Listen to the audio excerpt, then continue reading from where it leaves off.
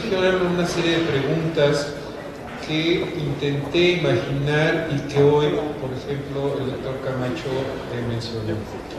Es cómo se definen los límites de los municipios durante el siglo XIX y durante gran parte del siglo XX.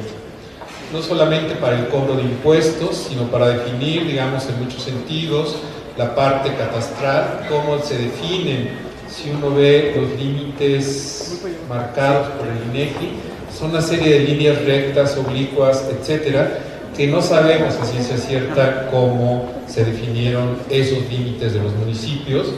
Inclusive podemos constatar casas que están divididas actualmente, la mitad pertenece a un municipio y la otra mitad de la casa pertenece al otro municipio.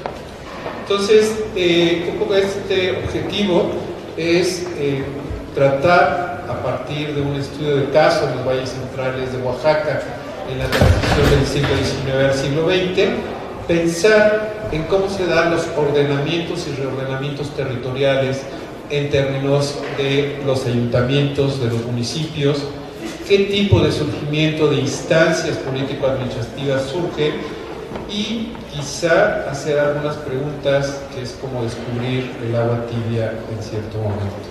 Si pasamos a la siguiente diapositiva, por favor. La división territorial de México no presenta un solo origen. No fue en un principio el producto de una concepción geopolítica que partiera de una imagen general de la geografía que habría que ser repartida y organizada. La ordenación básica, que desde los primeros tiempos de la colonia empezó a considerarse, surgió tanto del reconocimiento de territorios desde la época prehispánica como de los asignados a determinados conquistadores o colonizadores. La composición territorial, la siguiente por favor, de una jurisdicción administrativa, político-administrativa concebida básicamente desde el periodo colonial, era vaga e imprecisa. Pero no se requería de mayor precisión por la distribución de los pueblos, parroquias, misiones, estancias, ranchos, haciendas, población, agricultura, etc., ya que no se estaba concibiendo desde una perspectiva política, sino a través de definir jurisdicciones indígenas, españolas, fiscales, tributarias, de justicia, parroquiales, etc. En este sentido, Edmundo Gortner, la siguiente, por favor, planteó que durante la colonia las provincias surgieron como resultado de fenómenos históricos reflejados sobre el territorio y que a partir de ahí reclamaron un reconocimiento legal. Sin embargo, en el México republicano, la forma en que pueden ir definiéndose los posibles límites adquiere el fundamento en un régimen jurídico que le da personalidad, individualidad y cuando ese sistema es federal, le otorga soberanía a cada una de las fracciones que la forman, sean los municipios, sean agencias municipales, sean jefaturas, distritos, cantones o estados. La siguiente, por favor. Lo que nos interesa en este momento es señalar que con más o menos semejanza y aplicación de las normas jurídicas, en cada uno de los estados que integraron la República Mexicana subsiste el problema de la poca claridad que hay en cómo se elaboraron los límites de los actuales y pasados municipios y tampoco sobre lo que implica el surgimiento territorial de municipios o agencias municipales en el siglo XIX, más allá de nombrar localidades y sustentarse en población, ocasionando con esto una reconformación de espacios territoriales. En este sentido, las entidades jurisdiccionales en nuestro país se han creado o desaparecido a través de la ley. A nivel local, no siempre el municipio fue la célula básica de la administración pública y política, como lo apreciamos en el caso de los valles centrales de Oaxaca y en Oaxaca en general, donde desde 1824 existieron y se recrearon las repúblicas de indios. Durante todo el siglo XIX y hasta 1917, en las leyes de división territorial se encuentran referencias a partidos, cantones, agencias, congregaciones y pueblos. Es solo a partir de la Constitución Política Mexicana de 1917, en el ya mencionado artículo 115 en la inauguración, que estipulaba que los estados adoptarán para su régimen interior la forma de gobierno republicano, representativo, popular, teniendo como base de su división territorial y de su organización política y administrativa el llamado municipio. Podemos decir que desde el primer Congreso Constituyente de Oaxaca podemos observar que las definiciones y jurisdicciones político-administrativas que se fueron definiendo sobre la propiedad de la tierra de los centros de población, llámese ciudades, pueblos, ranchos, haciendas, etc. Es decir, la propiedad de la tierra sería considerada como el elemento que nos permite conocer el futuro de los territorios municipales y, por lo tanto, saber de qué manera se conformaba primero un pueblo, así como identificar cuáles eran las posibles fronteras entre un municipio y otro, cuál fue la base en que se fueron trazando y redefiniendo los espacios territoriales, y cómo los actores sociales los percibían y con base en qué. Lo que deseo dialogar, y es el contexto de esta ponencia, es realmente qué implicó el surgimiento de instancias de administración y políticas en propiedades privadas, sean haciendas o ranchos, no siendo central ni su extensión territorial, ni en sí el número de pobladores que tenían. Lo primero que quisiera mencionar es que las haciendas que las haciendas solían tener centros de población permanentes, es decir, que eran localidades con núcleos de habitantes. Un segundo elemento es que las haciendas, los poblados asociadas a las haciendas, subsisten a lo largo del tiempo. De hecho, como bien lo señaló en su momento Bernardo García, cito, casi todos estos poblados subsisten a la fecha, a menudo se les conoce como ejidos, congregaciones o pueblos propiamente dichos, representando así una continuidad en el ámbito rural mexicano. La siguiente, por favor. Resulta importante destacar que los dos aspectos que deseaba mostrar Bernardo García se manifestaron de manera importante en el estado de Oaxaca, en donde una veintena de haciendas, sobre todo en los valles centrales, formaron sus propios ayuntamientos, adquiriendo así jurisdicción política propia sin dejar de conservar su estatus de hacienda. Este caso excepcional está relacionado con la legislación del Estado durante el siglo XIX, que favoreció y contribuyó a darle a la población que residía en las haciendas un mecanismo de representación política, aunque no habría que negar que supeditado al dueño de la hacienda, lo que quizá reflejaba un tipo de política moral, parafraseando la idea de economía moral. Algo que es importante en el caso de Oaxaca es que desde el 31 de marzo de 1824 se suspendían los llamados fundos legales. Y este es un elemento importante que va a surgir después en el periodo de la revolución de después de la Constitución de 1917, y que van a ser los argumentos de muchos de los ejidos o de los pueblos para solicitar dotación de tierras. Podríamos considerar que esta ley de 1824 es una de las primeras de reterritorialización en la entidad republicana y de que los componentes rurales que la conformaban, lo que a su vez podía cancelar la posibilidad de que surgieran nuevas poblaciones o de que algunas localidades subordinadas pretendieran ejercer el control sobre los recursos de la cabecera. La negativa a la creación de fondos legales para la formación de poblados estaría en la mente de los diversos funcionarios políticos y hombres y abogados, no solo a lo largo del siglo XIX, sino que inclusive en el mismo siglo XX. La existencia o aprobación de un fondo legal sería el elemento esencial para solicitar no solamente dotaciones y ampliaciones agrarias, sino para alcanzar cierta categoría política requerida por las comisiones locales y agrarias. Asociado al anterior, resulta importante tener en cuenta que los reordenamientos administrativos y territoriales en muchos casos no provenían solamente de marcos jurídicos. En Oaxaca se desarrolló y publicó, al menos durante la primera mitad del siglo XIX, una serie de estadísticas que le permitían a los gobernantes saber de qué manera considerar a las distintas localidades, tanto en términos de su impacto económico como poblacional. Estos dos aspectos eran lo más relevante, dado que con base en ellos se consideraban o no los argumentos sobre las peticiones de los asentamientos. De este modo, el gobierno del Estado, con base en la solicitud de los pueblos y haciendas, considerando lo reportado en las estadísticas estatales y dependiendo del número de habitantes, así como de las actividades de las localidades, podía emitir una resolución en que autorizaba al solicitante se convirtiera en ayuntamiento o agencia municipal.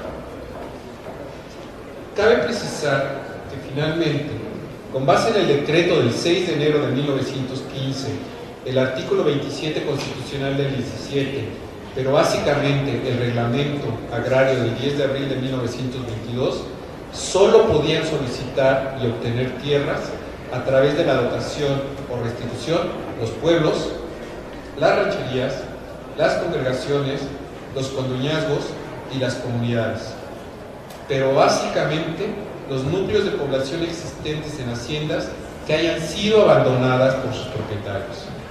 De esta manera, el artículo primero del Reglamento Agrario de 1922 marcaba las pautas de lo que implicaría el reconocimiento de las categorías políticas de las localidades en el ámbito rural y aclaraba las dudas que habían generado desde la expedición del decreto de 1915, en el sentido de a quienes se les podía considerar como sujetos para obtener tierras. Sin embargo, la consideración de la categoría política también se reflejó en la reglamentación en materia de las restituciones y dotaciones del del 30 de abril de 1926, tanto en su artículo primero como segundo.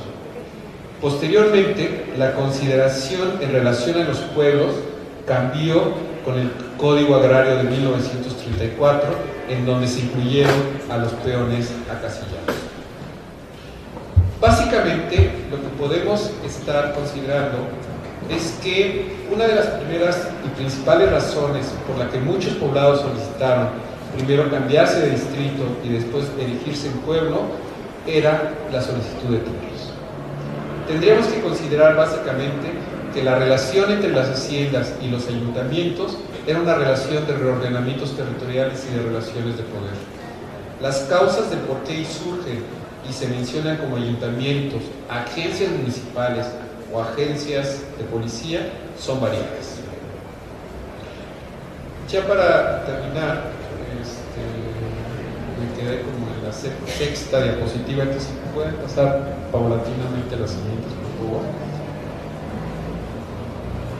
Debo de considerar que finalmente, para el caso del siglo XX, las peticiones para erigirse en pueblos y por lo tanto alcanzar la categoría política provenía de los vecinos de las mismas localidades y de las haciendas y en algunos casos de los mismos propietarios. A principios del siglo pasado, las autoridades consideraban nuevamente el número de pobladores, como lo mencioné, pero sobre todo la ausencia del propietario y además, si el propietario estaba presente, otorgaría tierras para contar con el fondo legal. En ese sentido, a partir del triunfo de la Revolución de 1910, los discursos cambiaron.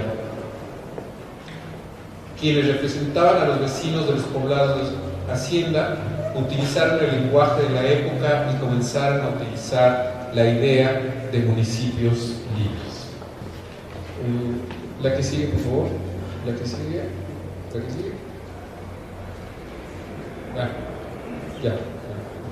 Finalmente, ya termino. La reconformación territorial en los valles centrales de Oaxaca fue un proceso histórico que implicó varios factores políticos, jurídicos y sociales. Entre estos destacan el número de habitantes para ascender a una categoría política de mayor reconocimiento legal que le permitiera a las localidades solicitantes poseer la capacidad de impartir justicia, tener instancias políticas, económicas y educativas. Además de las reconfiguraciones territoriales, fueron plasmadas en cierta forma, tanto en la legislación oaxaqueña como en las estadísticas estatales. Ambos elementos fueron fundamentales para la consolidación y reconocimiento político y territorial de las localidades. No obstante, sigue existiendo la poca claridad en cómo se elaboraron los límites y los linderos entre los distintos niveles, sobre todo entre los distintos municipios, como actualmente lo podemos percibir a través de las imágenes que se plasman en el libro. Muchas gracias.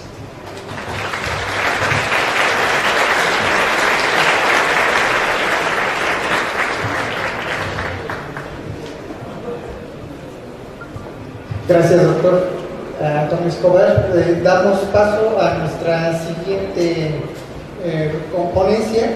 Se titula Cuestiones municipales en un sector de la Mixteca Alta, Oaxaca, desde el análisis del proceso de la formación de la República de Indios a mediados del siglo XVI hasta las composiciones de tierras en el siglo XVIII, de la doctora Marta Martín Gabaldón.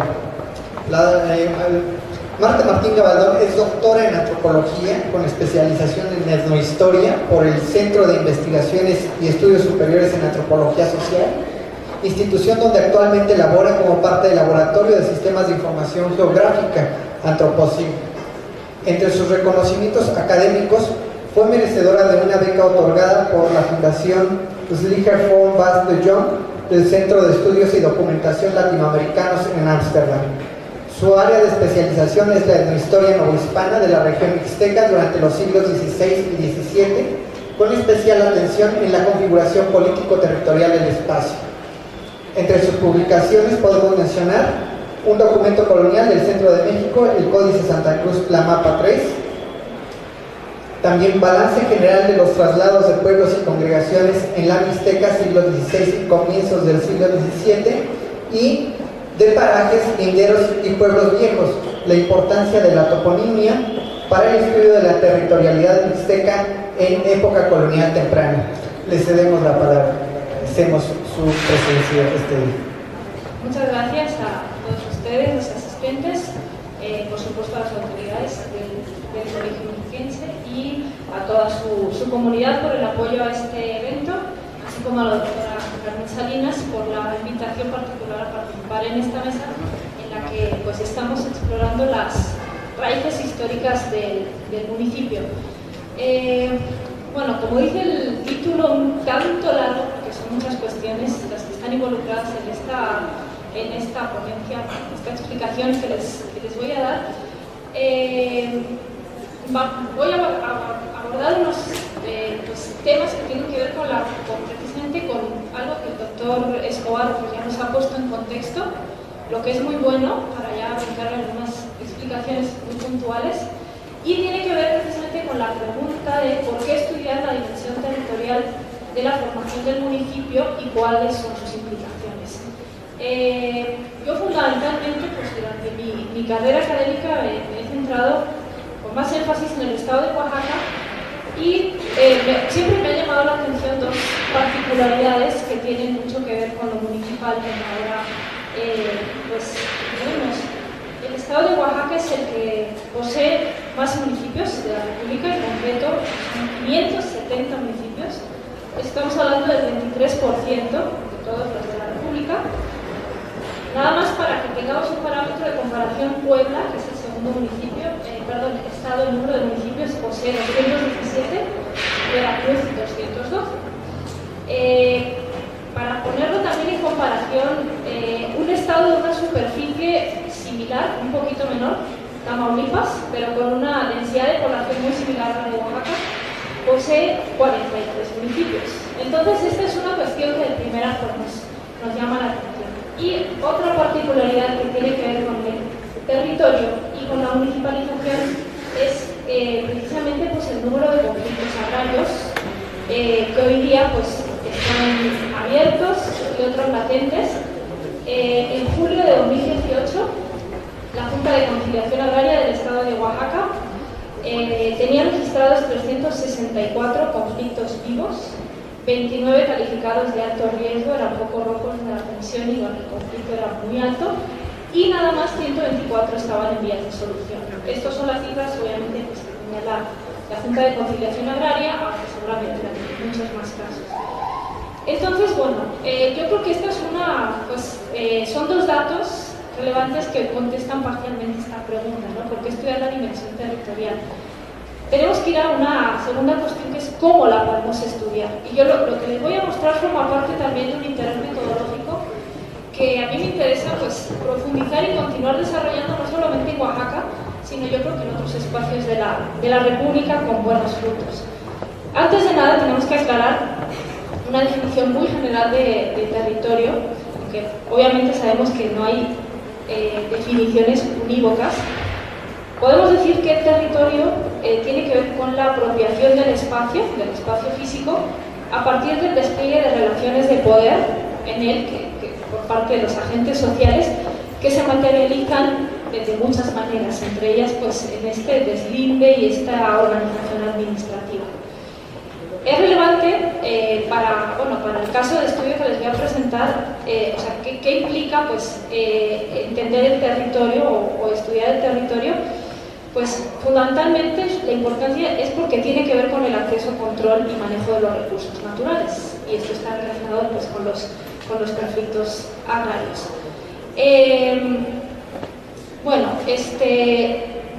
¿Por qué me interesa particularmente el tema también enfocarlo en la mixteca oaxaqueña? Porque posee unas particularidades, sobre todo con relación a la disposición de documentación para abordar este fenómeno de la territorialización, pues muy interesantes y que marcan un poquito la diferencia con respecto a otros espacios de la Nueva España. Lo que están viendo en la pantalla, si lo alcanzan a ver, pues es un lienzo de los bastantes que existen todavía hoy resguardados bien en repositorios, en diferentes archivos, pero también en las propias comunidades, bien sean en los municipios, las agencias municipales, y estos lienzos pues, tienen que ver con la delimitación del espacio, del territorio, por parte de las repúblicas de indios, desde mediados aproximadamente del siglo XVI en adelante. Entonces, pues la fuerte, gran presencia de estos documentos, también recordamos que la Mixteca es el espacio geográfico donde se pintaron 6 de los veintitantos códices prehispánicos que todavía a día de hoy conservamos. Y muchos de estos códices mixtecos también tienen que ver con lugares, tienen que ver con el espacio. Entonces, digamos que, para no alargar más esta cuestión, la secuencia o el corpus documental que disponemos para el estudio de la territorialidad de Oaxaca es pues, muy relevante. Vamos a regresar un ratito sobre cartografía, un poquito más contemporánea, pero que tiene que ver con los asuntos coloniales. El caso, aquí tienen un mapa para ubicarnos un poquito en la porción occidental del estado de Oaxaca, una franja oriental del estado de Guerrero y del sur de Puebla. En concreto, la geografía del caso particular del que voy a hablar es Tlaxiaco, es la actual heroica ciudad de Tlaxiaco. Lo que están viendo en este mapa es una reconstrucción aproximada de dónde abarcaba, cuáles eran los límites de la jurisdicción en época colonial.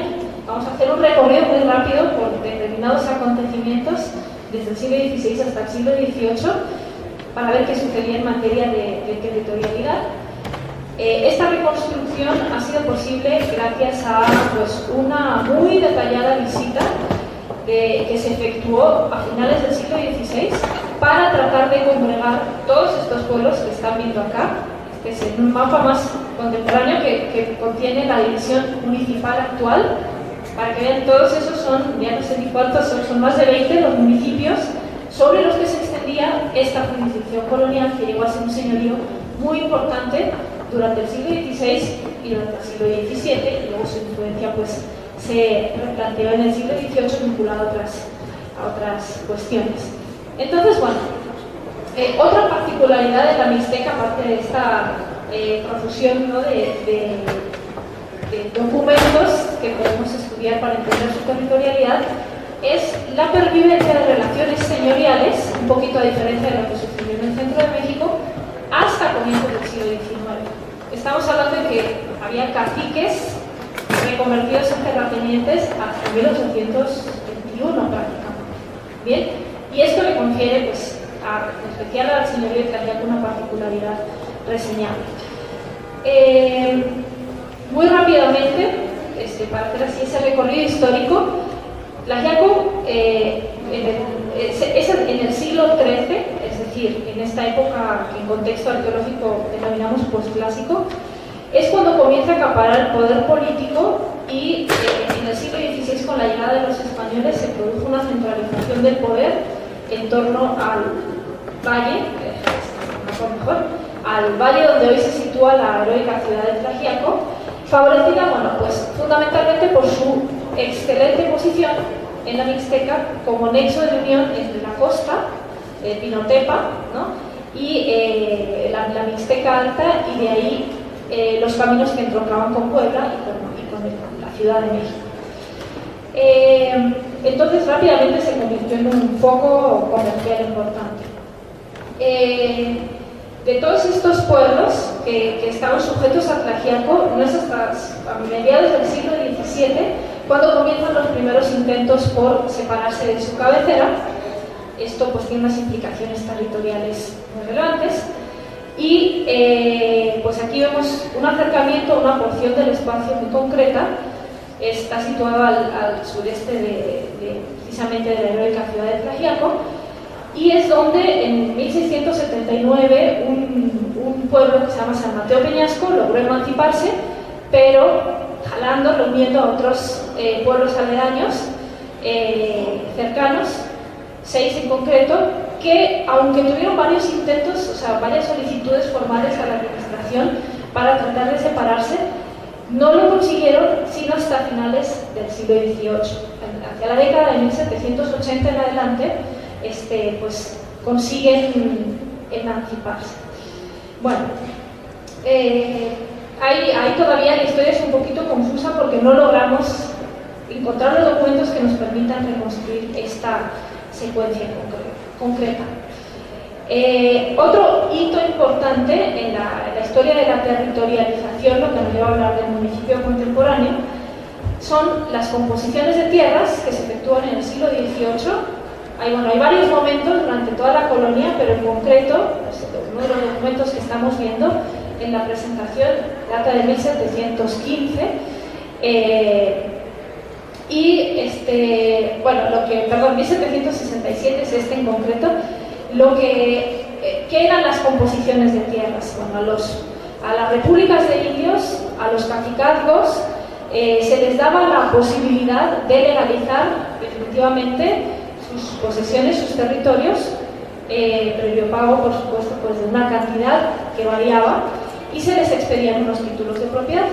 Bien, entonces, bueno, una particularidad es que en las composiciones de tierras que se efectuaron en toda esta parte de la Mixteca tenemos múltiples topónimos que hoy día las poblaciones reconocen, lo digo a la perfección, pero bueno, sí existe una memoria de la toponimia en lengua tu-un-yusabi o mixteco, que es una lengua pues, que hablan hoy día 1 millón de habitantes, aproximadamente casi 1 millón de personas en la República Mexicana, no solamente en Oaxaca, sino en otras partes, incluso en Estados Unidos, en California, por el fenómeno de la migración.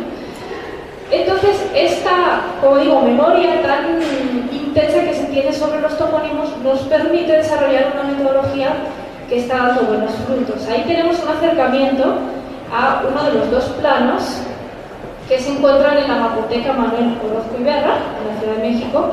Estos planos fueron calcados por ingenieros de la Comisión Geográfica Exploradora a comienzos ya del siglo XX, 1909 creo que son estas 2 calcas, y creemos que son calcas de documentos que tenían los pueblos. Desafortunadamente muchos están descontextualizados, pero contienen estos topónimos que aproximadamente a partir del cotejo que he podido realizar por los documentos de las composiciones del siglo XVIII, la imagen que les mostraba hace un momento, las listas de linderos que aparecen en los documentos del siglo XVIII coinciden en gran medida con estos topónimos que están delimitando unos perímetros que todavía a día de hoy no podemos determinar a ciencia cierta, pues qué territorio se trataba, porque son calcas de comienzos del 20, pero no sabemos en qué contexto, ¿no? O sea, qué proceso en concreto pues estaban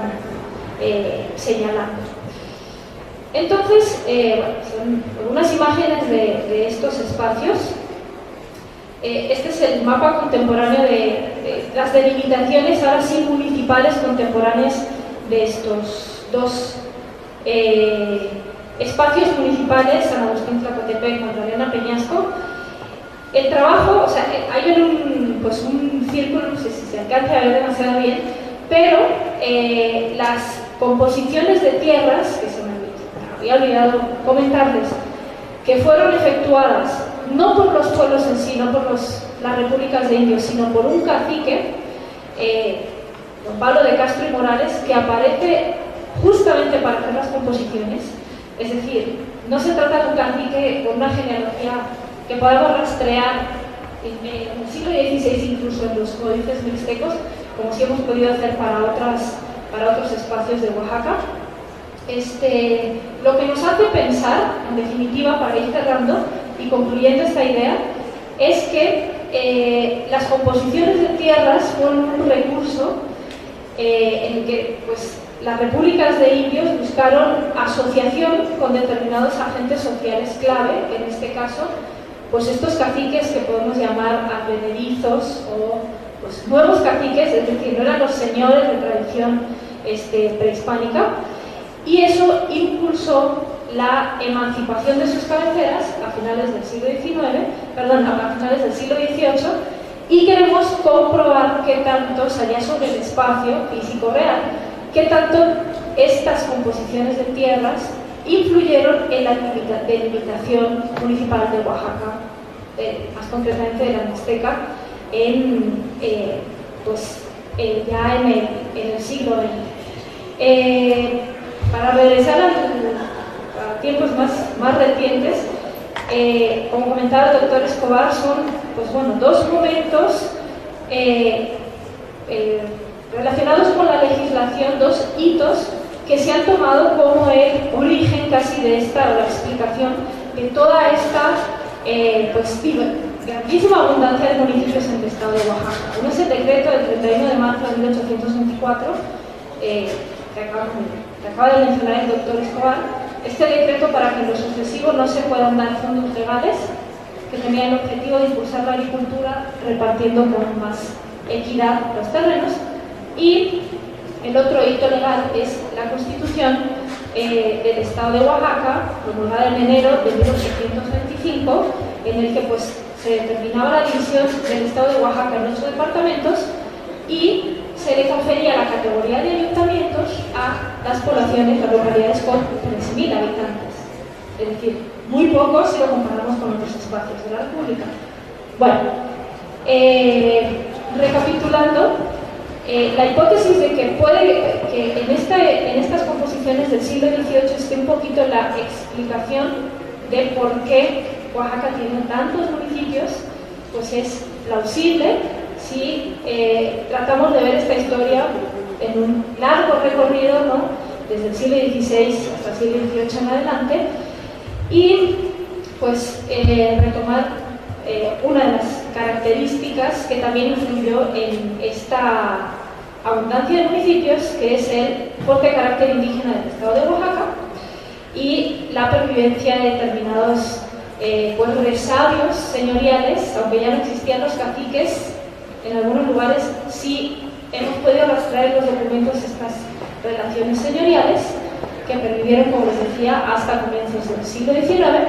Pues pueden ser algunas de las explicaciones que, a través de una metodología basada en recorridos de campo, trabajo con la toponimia de los documentos y con la toponimia que los pobladores refieren hoy día, nos pueden ayudar a entender este mapa de la división territorial de un estado tan complejo. Muchas gracias.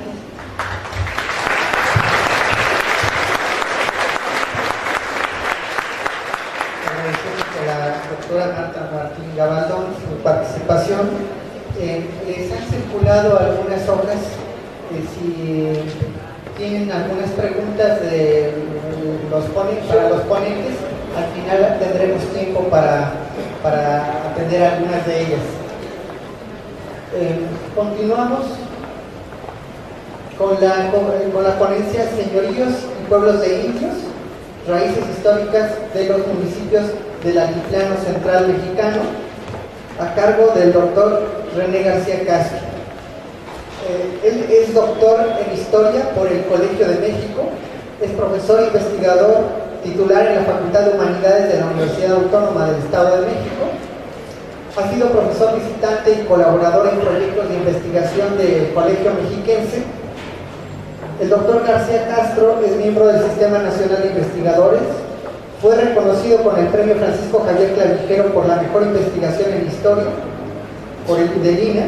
Obtuvo la mención honorífica en el Premio Anastasio G. Sarabia de Historia Regional y ha sido distinguido como académico de número de la Academia Mexicana de la Historia.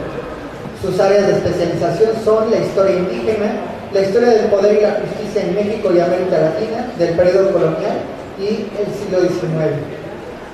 Entre los libros que ha publicado se encuentran Códice Jiquipico Temoaya y Títulos de Tierras Otomíes, Indios, Territorio y Poder en la provincia Matatzinca, la negociación del espacio político de los pueblos otomianos, siglos XVI a XVII, y Xalostok, historia colonial de un pueblo de indios. Lo dejamos en uso de la palabra. Muchas gracias, buenas tardes a todos. Pues, primero que nada, los debidos agradecimientos al doctor César Camacho Quiroz, el presidente del Colegio Mexiquense, y a la doctora Carmen Salinas por la invitación para poder charlar con ustedes el día de hoy. Muchas gracias. Bueno, voy a tratar en mi ponencia voy a tratar de sembrar una idea en esta mesa que es los orígenes o las raíces del municipio mexicano. A través, precisamente, me voy a auxiliar de algunos conceptos para sembrar esta idea a lo largo del tiempo. Cuando la doctora Salinas me invitó, precisamente, y me dijo que participaría en esta mesa de las raíces históricas del municipio, pensé inmediatamente en el trabajo que hizo mi profesor, ya fallecido recientemente, el doctor Bernardo García Martínez, del Colegio de México, quien por muchos años dedicó precisamente sus trabajos, sus esfuerzos a tratar de integrar esta idea de largo plazo desde la época prehispánica a la actualidad sobre la trayectoria de estas, precisamente voy a empezar a utilizar estos conceptos, lo llamó entidades políticas básicas. Él llamaba a este grupo de entidades o grupos políticos locales, les llamaba entidades políticas básicas que se podrían rastrear, que se podrían historiar desde la época hispánica hasta el presente.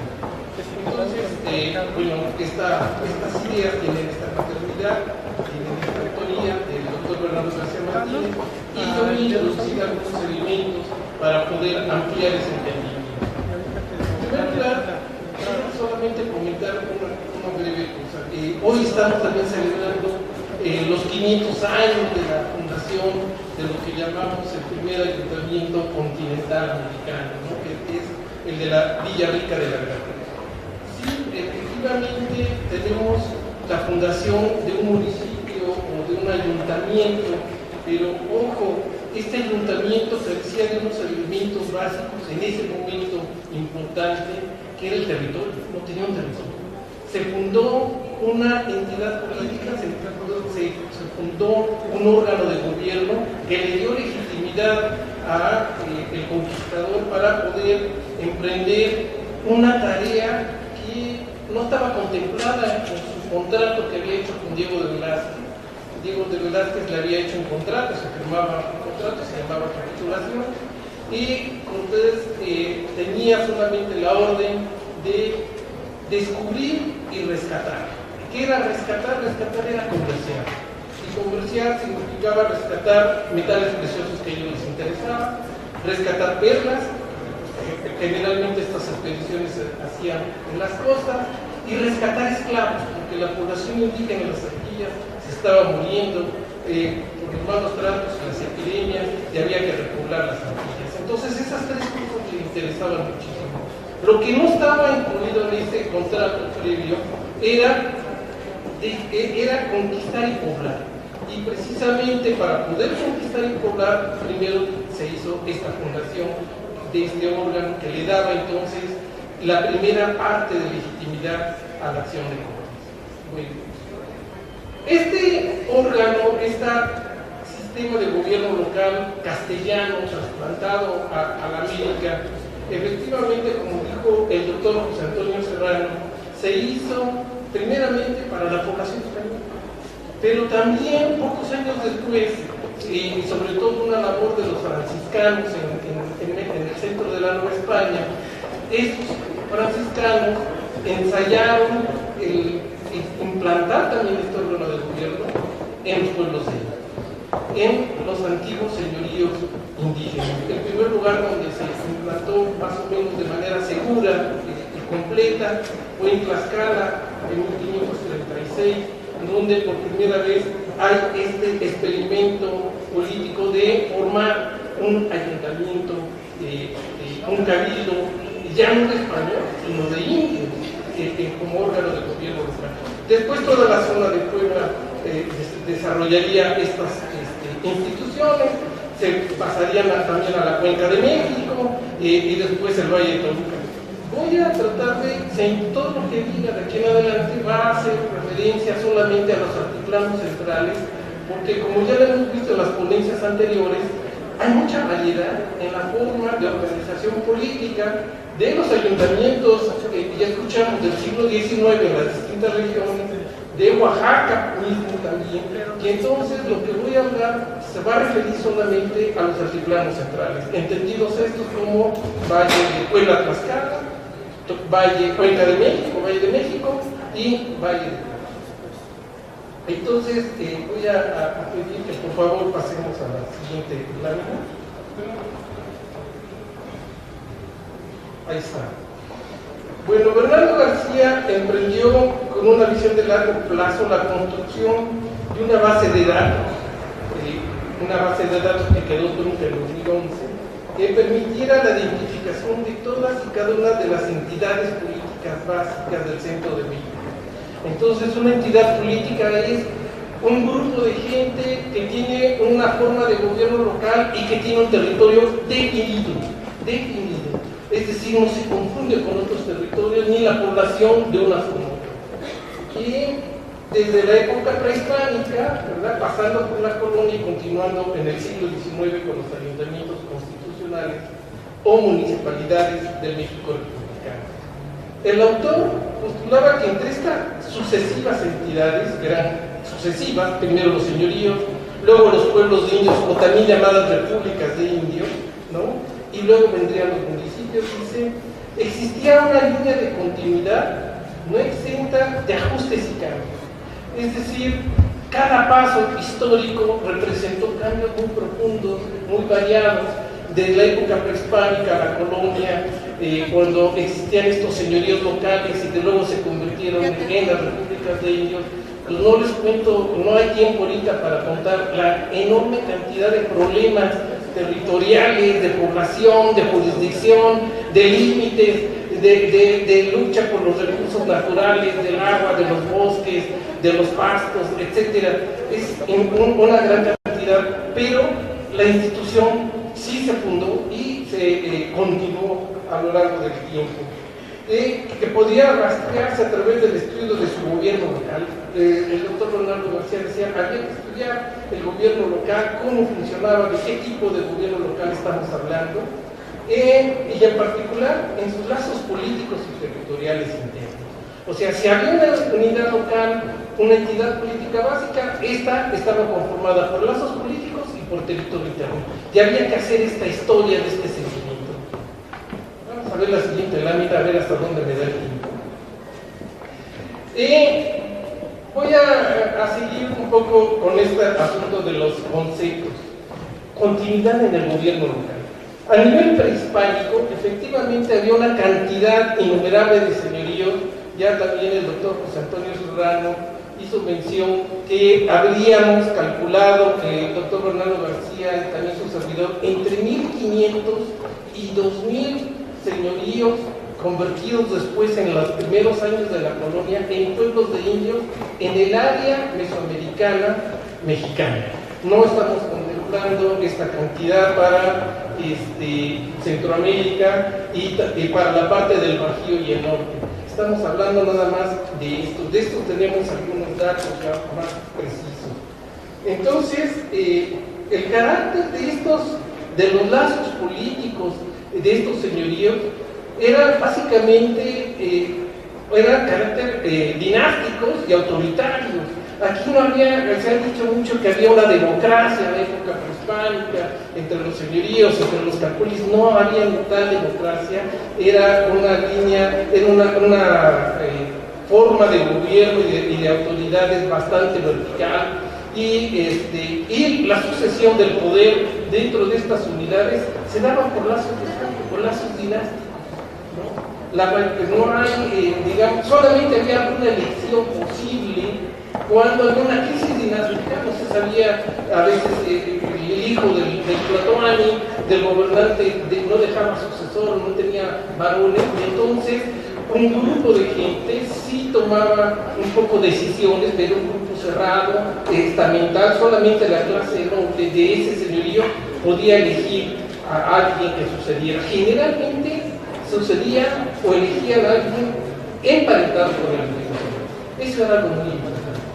Entonces, tenemos aquí una comunidad política muy restringida en estos señoríos, y predominaría sobre todo en ellos unos lazos políticos con una relación de asociación personal, es decir, las personas que vivían ahí eran generalmente nobles y plebeyos, y estos nobles siempre asignados estos plebeyos o macehuales asignados siempre a los nobles. No había macehuales libres de señores, todos estaban bajo la autoridad de los señores indígenas. Entonces, este lazo de asociación personal sería muy importante, porque cuando vendría la conquista mexica de otro señorío, mandaría a esos señoríos conquistados, no los iban a destruir, sino iban a mandar precisamente grupos de colonos a vivir dentro de esos señoríos, y esos colonos iban a responder a la autoridad de que los había enviado. Es decir, aquí los lazos políticos no eran de asociación territorial, no es como yo soy vecino de Metepec, donde viva en cualquier colonia de Metepec, o estoy aquí en Toluca y sigo siendo vecino de Metepec. En aquel momento se era macehual, se era un súbdito de un señor donde estuviera el señor. Donde estuviera el señor, y los macehuales serían súbditos de ese señor donde los macehuales estuvieran. No había un vínculo de asociación territorial claro. En la colonia viene un cambio fundamental, precisamente a la fundación de estas repúblicas de indios, donde el carácter de las autoridades y de los lazos políticos se convierten en carácter dual. Por un lado, continúa el carácter autoritario, porque los antiguos tlatoanis se convirtieron en caciques, y en esos los habitantes de esas repúblicas de indios seguían obedeciendo y seguían tributando al cacique local, aunque también otra parte del pueblo podría tributar a los encomenderos o al propio rey español. Y se mantuvo este carácter autoritario, pero los españoles, al introducir precisamente una forma de gobierno colegiada, que es este ayuntamiento dentro de los pueblos de indios, entonces se empezó a generar un movimiento de lazos políticos y de forma de gobierno democrático, es decir, eran electivos. Generalmente los pueblos de indios o los cabildos de indios tendrían los siguientes personales: 2 alcaldes, por términos generales, y de 4 a 8 regidores. Y estos regidores y alcaldes eran electos cada año. Y entonces, claro, la comunidad política iba a ser también una comunidad política, o sea, que va a elegir a estos alcaldes, un conjunto muy restringido, un conjunto de principales del pueblo que no eran la clase baja, que no eran los más iguales, sino los nobles indígenas, eran los que iban a elegir. Pero había un problema. Resulta que los indígenas siempre reconocían como su máxima autoridad al Tlatoani. ¿Y al Tlatoani dónde lo ponemos? ¿Como alcalde? ¿Como regidor? Los españoles pues no sabían qué hacer, y entonces se inventaron que las repúblicas de indios deberían de tener entonces un nuevo cargo que no estaba contemplado en el viejo ayuntamiento o municipio castellano, el cargo de gobernador. Y entonces, de esa manera, los indígenas seguirían viendo al gobernador indígena. En cada república de indios habría un gobernador indígena, era el antiguo Tlatoani, ¿verdad? Y va entonces, este municipio va a adquirir ya no solamente un carácter de hispanización del gobierno local, sino de indianización. Este municipio castellano se indianiza porque se adapta a las formas de la organización política indígena. Esto es algo muy importante de observar. Y por aquí empieza a haber una asociación también muy importante en estas repúblicas de indios. Caray, tengo como 20 años y 3 minutos ya me sacaron la amarilla. Bueno, en estas repúblicas de indios va a haber un predominio de asociación territorial, étnica o corporativa o estamental. Nada más para comentarles, por ejemplo, la Ciudad de México, que es donde se fundó el Cabildo Español de la Ciudad de México, había en esta mancha urbana en el siglo XVI que se formó, había 3 cabildos.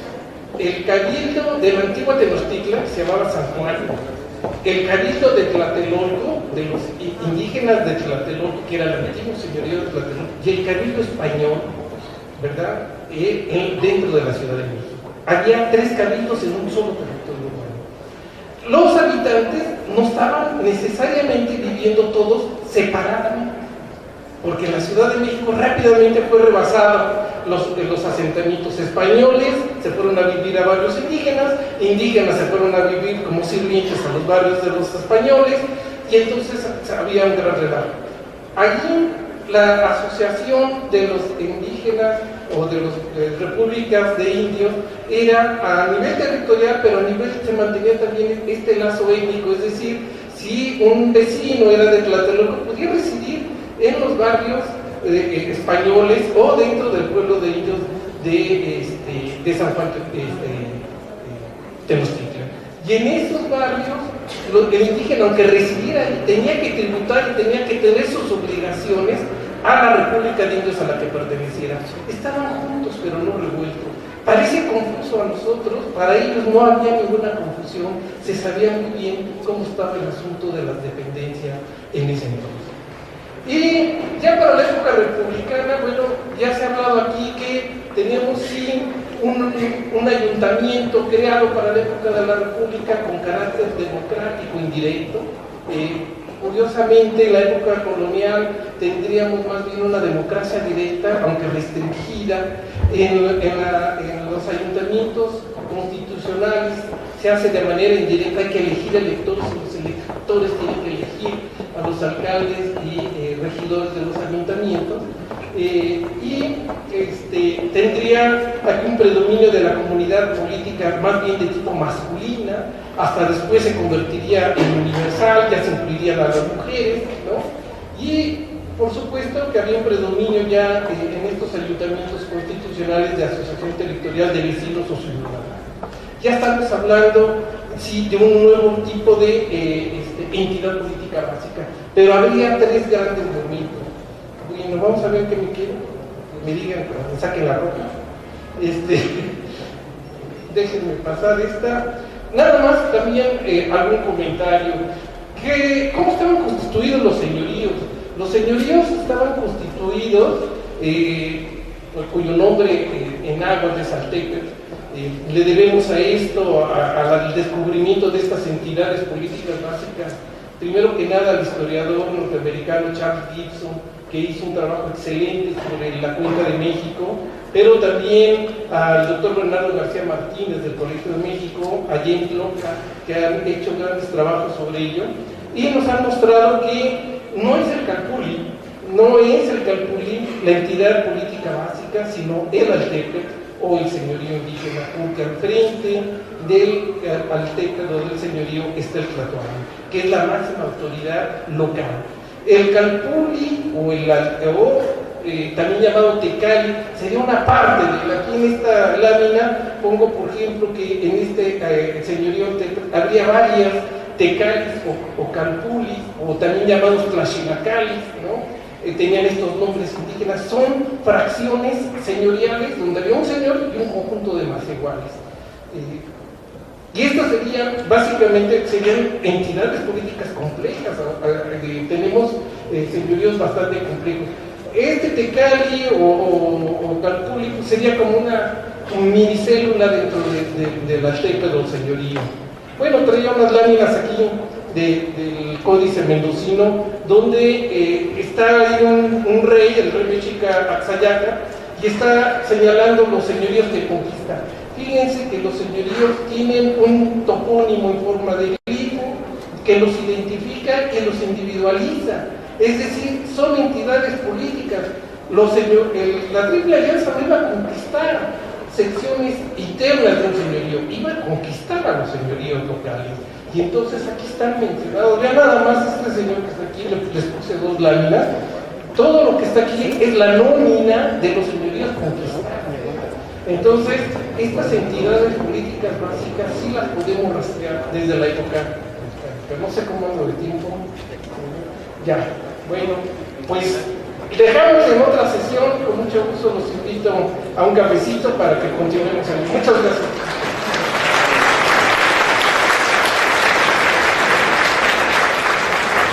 Muchas gracias, doctor. Damos paso a la ponencia El municipio indígena en México, que presenta el doctor Jorge González Galván. Él es doctor en Sociología del Derecho por la Universidad de París, es investigador del Instituto de Investigaciones Jurídicas de la UNAM. Entre sus distinciones académicas, es miembro del Sistema Nacional de Investigadores, ha sido profesor visitante en el Departamento de Sociología del West Virginia State College, Estados Unidos, también en el Laboratorio de Antropología Jurídica de la Universidad de París I y en la Facultad de Derecho de la Universidad de Ottawa, Canadá. Sus temas de investigación son el derecho indígena y la metodología de la investigación jurídica. Entre sus publicaciones podemos mencionar obras como El Estado, los indígenas y el derecho, Derecho indígena y Derecho Nayarit, los sistemas jurídicos indígenas en Nayarit, todos por el Instituto de Investigaciones Jurídicas de la UNAM. Además es coordinador general de Hechos y Derechos, una revista electrónica de opinión académica del Instituto de Investigaciones Jurídicas de la UNAM. Adelante, doctor, por favor. Muchas gracias. Agradezco a los organizadores por la invitación, en particular al doctor Jorge Fernández Ruiz. Los indígenas a título individual, por una parte a fines del siglo XX, todavía no eran sujetos de derechos. El Estado había inventado hasta entonces lo que la ciencia no había podido, el hombre invisible, el indígena mexicano. Tuvo que haber una rebelión indígena en 1994 para que en 2001 se les reconociera constitucionalmente como sujetos de derechos. Hoy, después de 500 años de no tener derechos, con base en el principio de autoadscripción, 25 millones de mexicanos se reconocen como indígenas. Los indígenas, a título colectivo, por otra parte, este inicio del siglo XXI, se les reconoce también como sujetos de derechos en el artículo 2 de la Constitución Federal. Así como un trabajador tiene derechos individuales al firmar su contrato y adquiere derechos, y adquiere derechos colectivos por formar parte del conjunto de trabajadores de su empresa, público-privada. Del mismo modo, un indígena tiene derechos individuales por sus características culturales propias y también adquiere derechos colectivos por formar parte de una comunidad con sus propias características culturales. En los estados absolutistas, monárquicos, imperialistas, históricamente, las personas y las comunidades no tienen derechos.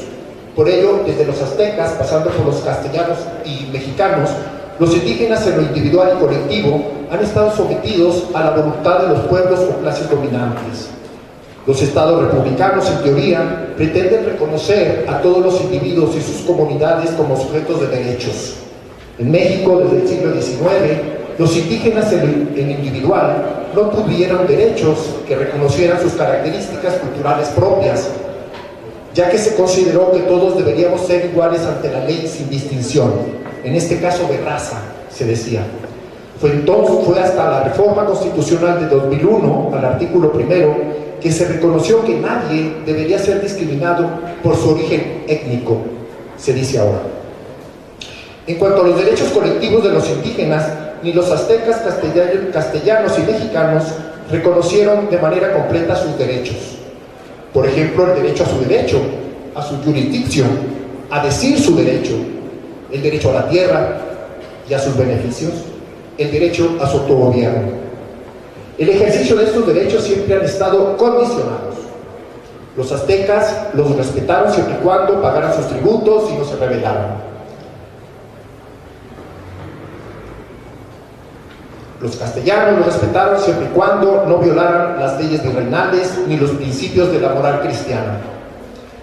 Y los mexicanos, después de la reforma constitucional de 2001, respetamos estos derechos colectivos indígenas siempre y cuando se ejerzan aplicando la Constitución y las leyes del Estado mexicano.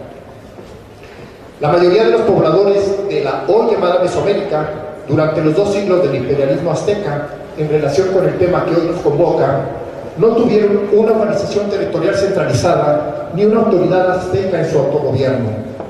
Tenían una vida, diríamos ahora, autónoma, no soberana. Durante la conquista y colonización castellana de 3 siglos, los indígenas fueron sometidos, por el contrario, a un sistema ahora centralizado territorialmente, definido y con autoridades castellanas, religiosas, civiles o militares, en sus autogobiernos, llamados en general barrios en las ciudades virreinales, y repúblicas, pueblos, reducciones, congregaciones, cofradías, lejos de las ciudades virreinales. En este periodo no se puede hablar que haya habido municipios indígenas, formalmente, porque en su origen fue una organización de gobierno hecha por y para castellanos.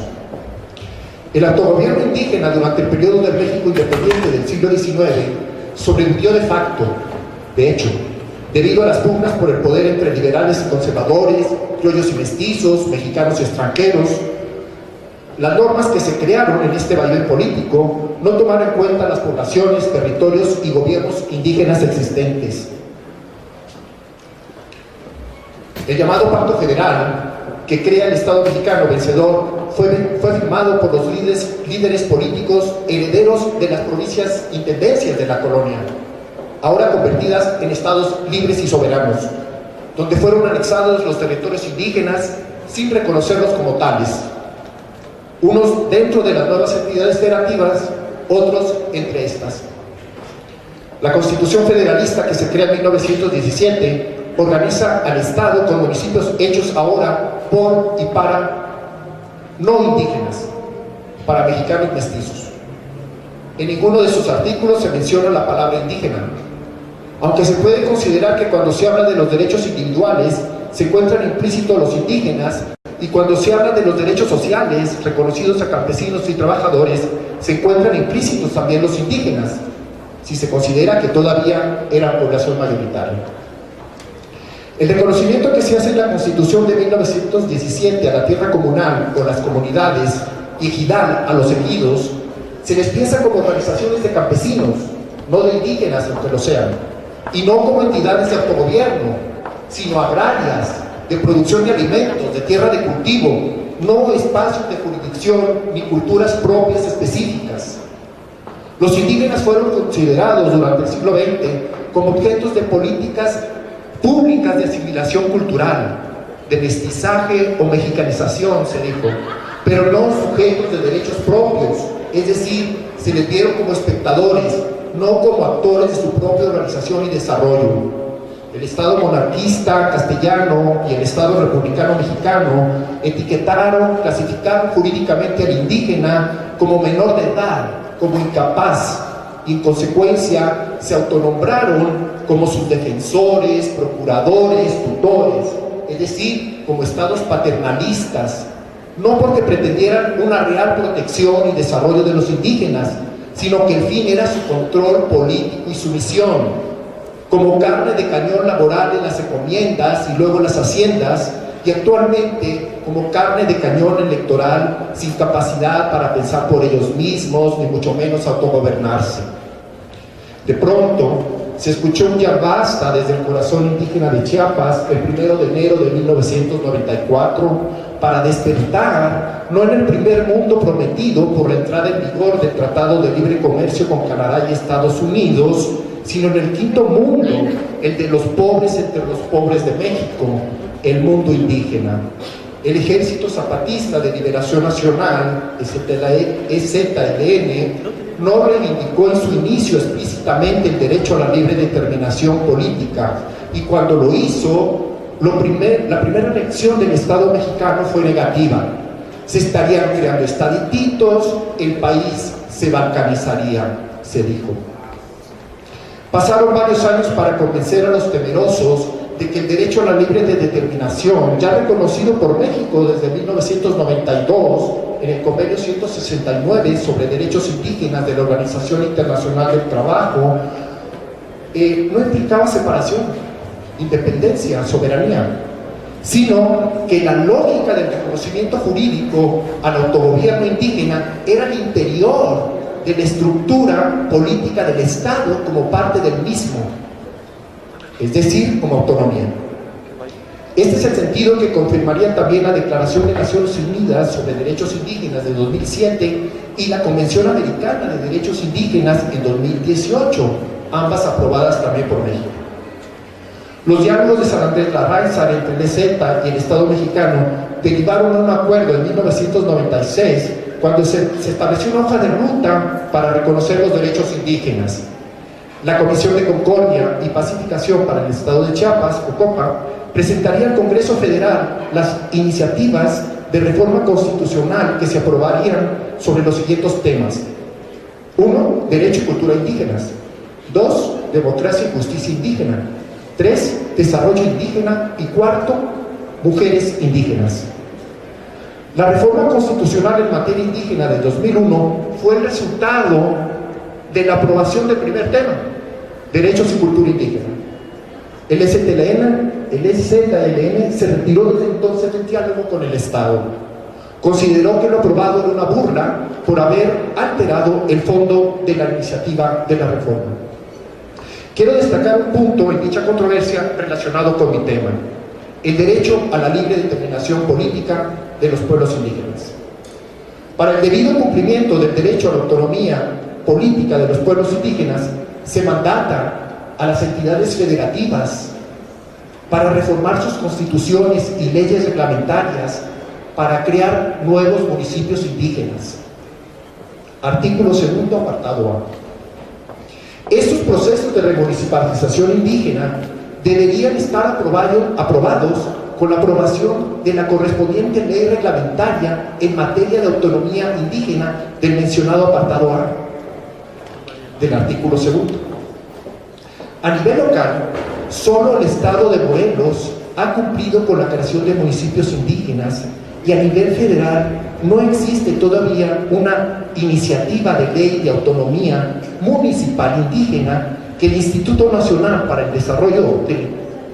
el Federalismo y el Desarrollo Municipal y el Instituto Nacional de Pueblos Indígenas, por consenso con los pueblos indígenas de México, podrían presentar al Congreso Federal.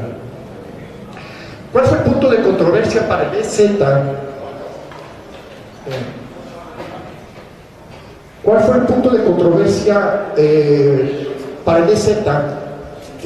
Los zapatistas consideraron que el derecho a la libre determinación no fue reconocido porque se conservó explícitamente lo que sí se decía en la iniciativa, es decir, que eran entidades de derecho público. Para mí lo son, aunque no se diga, porque se reconoce explícitamente que son entidades que pueden autogobernarse y pueden crear sus propias normas. Es decir, decimos los abogados, son entidades con imperio, con potestad, para crear normas y aplicarlas. El reconocimiento explícito a los pueblos indígenas también como entidades de interés público tampoco se opone a lo primero, es decir, a su reconocimiento como entidades de derecho público, ni lo anula, por supuesto, por el contrario, lo complementa, ya que se refiere a garantizar otro derecho, el derecho al desarrollo social de los pueblos indígenas, lo cual justifica la existencia del Instituto Nacional de los Pueblos Indígenas, ya que su ley que lo crea desde diciembre del 2018 es reglamentaria del apartado B del artículo 2.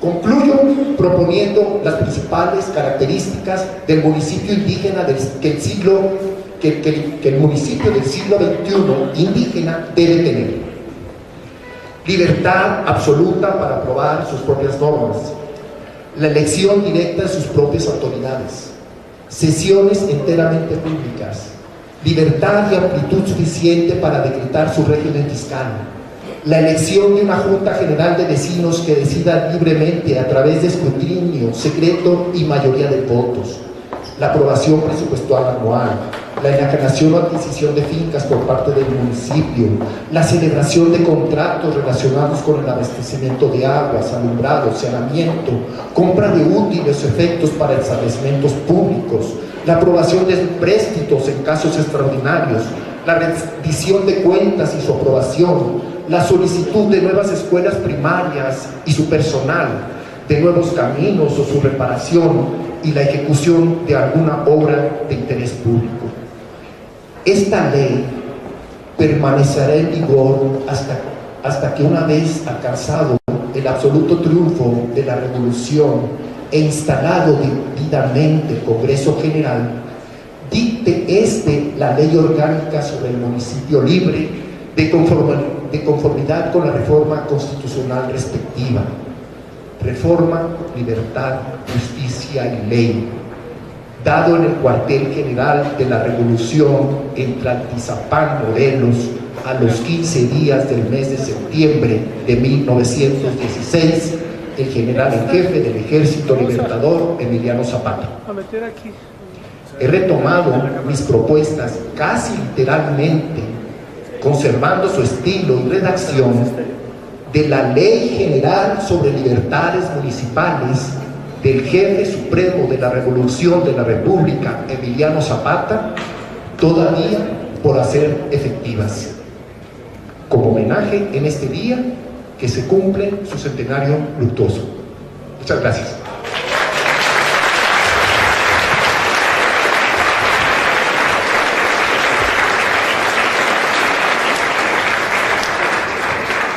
Gracias al doctor Jorge González Galván.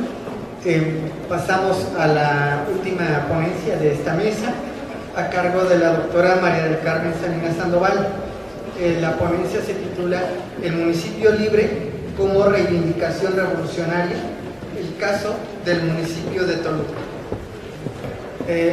La doctora Carmen Salinas Sandoval es doctora en Historia por el Colegio de México, profesora investigadora del Colegio Mexiquense, donde fue coordinadora de investigación, coordinadora del Seminario de Historia Contemporánea y actualmente coordina la maestría en Historia. La doctora Salinas es miembro del Sistema Nacional de Investigadores y cuenta con reconocimiento de perfil deseable de PRODEP. Sus líneas de investigación son Historia Social y Política de los Municipios, siglos XIX y XX, y Federalismo decimonónico.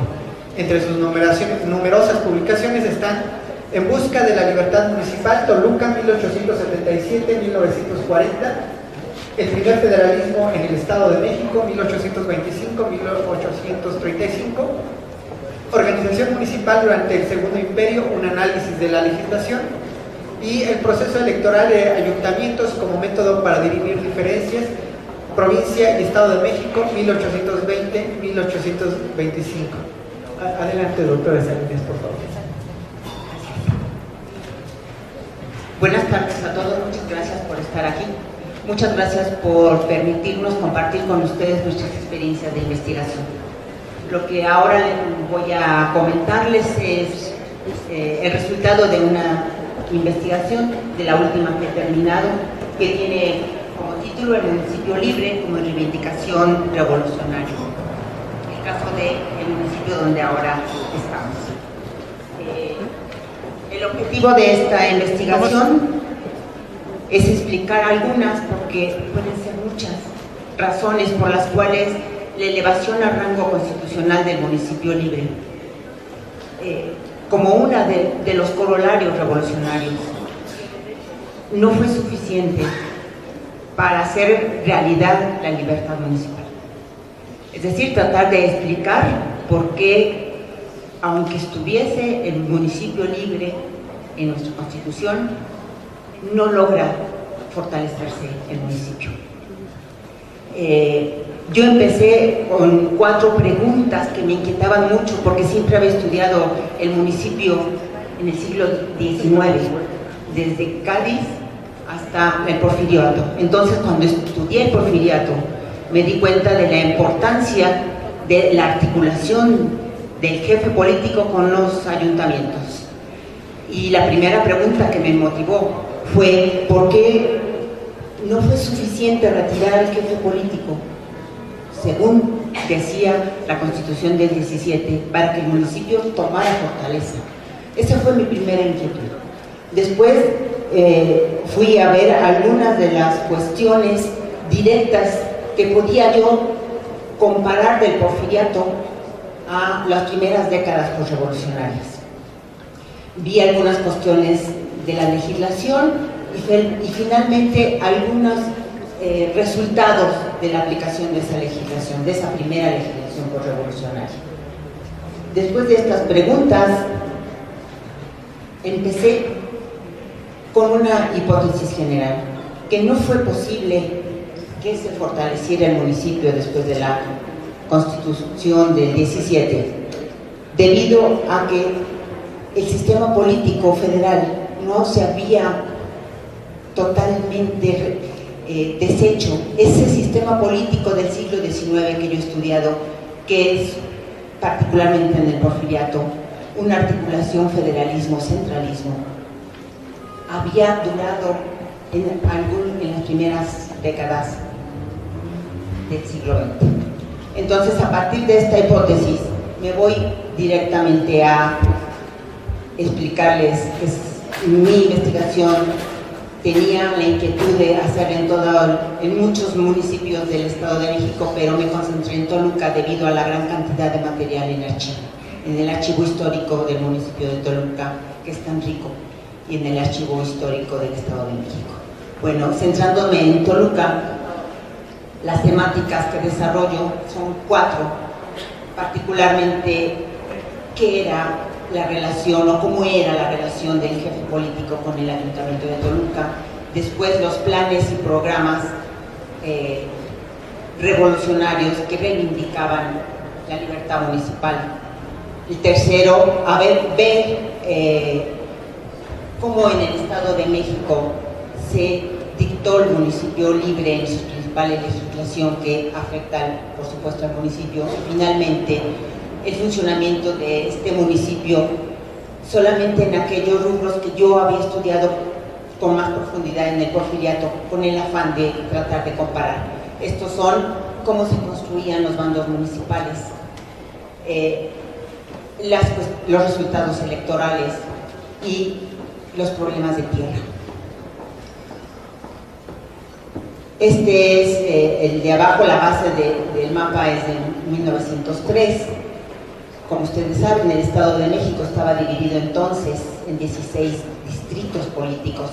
Cada distrito político concentraba varios municipios o municipalidades. El de mi estudio, donde está Toluca en un extremo, estaba formado por 6 municipalidades. Ellas son, por supuesto, Toluca, Villa Victoria, Almoloya, Temuaya, Sinacantepec y Metepec. Ese era el distrito político de Toluca. Todo ese distrito estaba a cargo de un jefe político. Un jefe político que trataba de organizar, de administrar, de visualizar, de controlar el ámbito municipal. Entonces, las facultades del jefe político, como los que estudiamos siglo XIX hemos visto, inician en la segunda Constitución del Estado de México, que fue de 1861. Ahí los vemos por primera vez, con una importancia como una autoridad intermedia entre los ayuntamientos y los poderes estatales. Una autoridad intermedia que antes, en la primera mitad del siglo XIX, estaba a cargo de los prefectos y subprefectos, pero después ya vemos en toda la documentación y en toda la legislación el cargo de jefe político. Las principales funciones que tenía mucho según el reglamento de 1868, pues bueno, estaban concentradas en visualizar y controlar toda la actividad municipal que podría hacerlo de acuerdo a la legislación. Ahí en esos 5 puntos que traté de resaltar en las facultades del jefe político representaba la autoridad intermedia, estaba representando al Poder Ejecutivo, ya que era el gobernador quien los nombraba directamente a los jefes políticos. El gobernador supervisaba la actividad de este jefe político. El jefe político le pedía muchas autorizaciones al gobernador, entonces era una relación directa. Los que estudiamos municipio tenemos el privilegio de que estudiamos toda la estructura de poder del país. Es decir, aunque esté hablando del municipio, me remito a autoridades municipales, pero también a autoridades políticas y necesariamente a la estructura del país en general. Entonces vemos, regresando al jefe político, que en el periodo de 1861 al 14 hubo en Toluca 24 jefes políticos, todos nombrados por el gobernador. Y en el último punto que está en pantalla dice, no solo tenía amplias facultades sobre la estructura de la propiedad territorial, porque es un tema que resalto, porque es un tema que he seguido durante mucho tiempo, los problemas de tierra de los pueblos, y entonces me daba cuenta que el jefe político estaba al tanto de todos los problemas suscitados por tierras, tanto de despojo como la intermediación que pedían los habitantes para que él tratara de resolver los asuntos. En los archivos de Toluca, históricos, resalto 8 ramos municipales donde estuvo presente y estuvo constantemente participando el jefe político. Estos ramos son directamente con la autoridad municipal, tratando de ver el disgusto que había de la población, si había de ayuntamientos y auxiliares. El segundo fue una gran actividad en instrucción pública. En salubridad pública también estuvo presente el poder del jefe político. Estuvo en seguridad pública y tranquilidad pública, fomento, en las obras de fomento, en hacienda municipal, en elecciones y tierras.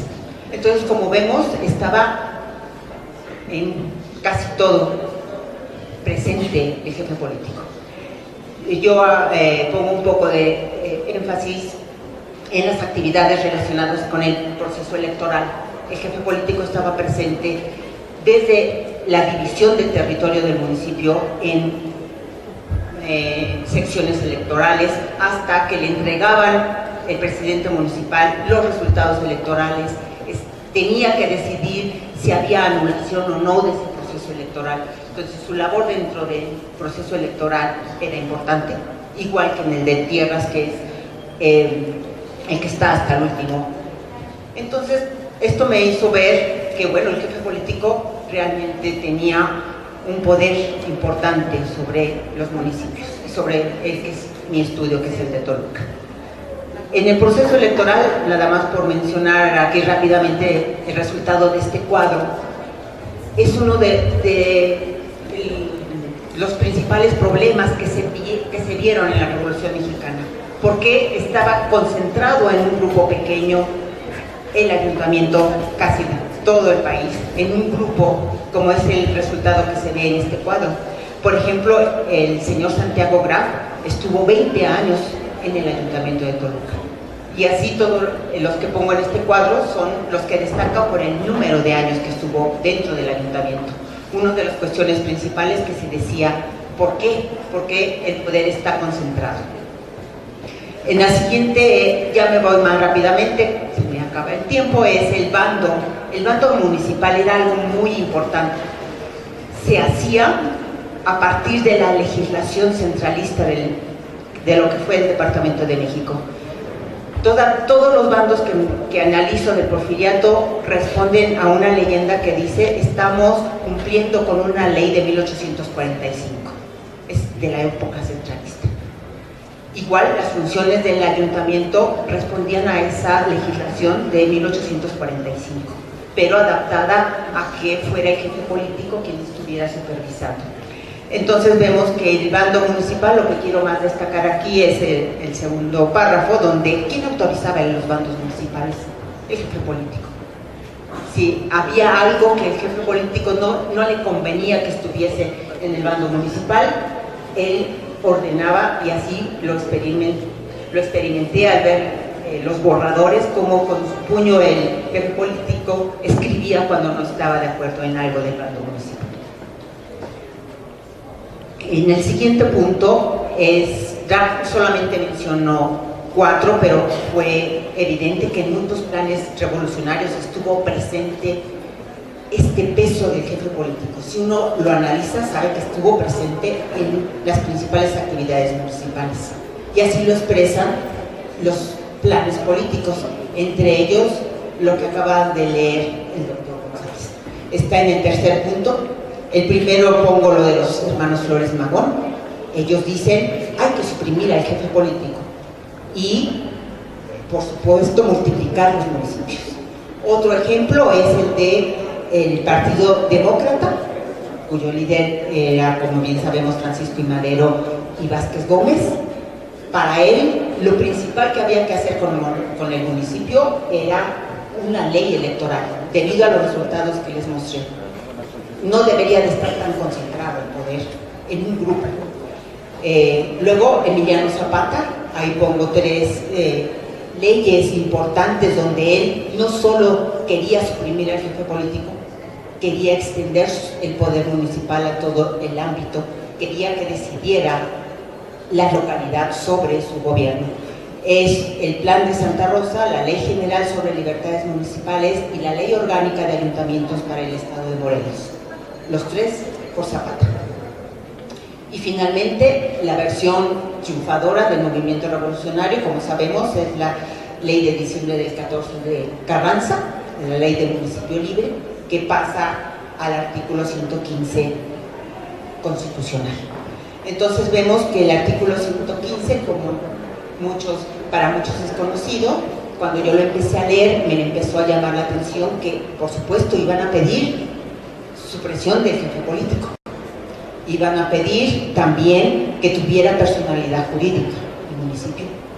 Y también, por supuesto, que tuviera acceso a su hacienda municipal, cosa que no fue del todo aceptada, aunque dice el artículo, decía en su texto original, los municipios administrarán libremente su hacienda, la cual se formará de las contribuciones señaladas por las legislaturas, ¿no? Entonces eso me llamó la atención para seguir viendo cómo en el Estado de México se impuso esas normas revolucionarias. Y entonces vi que en la Constitución del Estado de México, ya no repito lo que dice el artículo 115, pero sí me llamaron la atención 3 artículos que para un historiador que ha visto el siglo XIX, que ha visto cómo se desarrolla el municipio en el siglo XIX, me llamaron la atención. El primero es que los poderes públicos del Estado se consideran como superiores jerárquicamente a los cuerpos municipales. Entonces uno empieza a ver, bueno, sí, adquiere el rango municipio libre, pero siempre conservando ese estatus abajo de los poderes estatales. Otro que me llamó mucho la atención es que el legislativo no solamente iba a legislar sobre hacienda municipal, sino, como dice el artículo 70 de la Constitución del 17 estatal, va a legislar todas las funciones más importantes del municipio, entre ellas, además de hacienda, educación, elecciones, salubridad pública. Cuando yo fui a ver en la ley orgánica cómo se seguía este proceso del municipio libre dentro del Estado de México, me di cuenta que en el bando municipal, en la ley orgánica municipal del 19 se precisa cómo debería ser el mando municipal. Ahí están detalladas todos los ramos que se venían dando desde el siglo XIX y uno ve, como expongo en el siguiente cuadro, qué elementos están del municipio libre que tiene una injerencia directa, por ejemplo, el gobernador, además de cumplir las leyes. Y entonces me di cuenta que el gobernador, como dice la ley orgánica y el bando de Toluca, de postrevolucionarios, llegó hasta el 40 en la revisión. Por ejemplo, el mando del cuerpo de policía corresponde al gobernador, En toda organización comercial, el presidente municipal consultaba al gobernador. Los poderes no daban, los padres, perdón, que no daban instrucción pública a los niños, quien los castigaba la ley estatal de educación, cuando en el siglo XIX el municipio se encargaba de la educación. Entonces voy comparando lo que yo sé del siglo XIX con estos cambios del municipio libre, y entonces hago la comparación de la posible libertad y posible decisión del propio cuerpo municipal, y me doy cuenta que no puede ni legislar en muchos aspectos, solamente en su bando municipal, que está muy limitado por disposiciones estatales.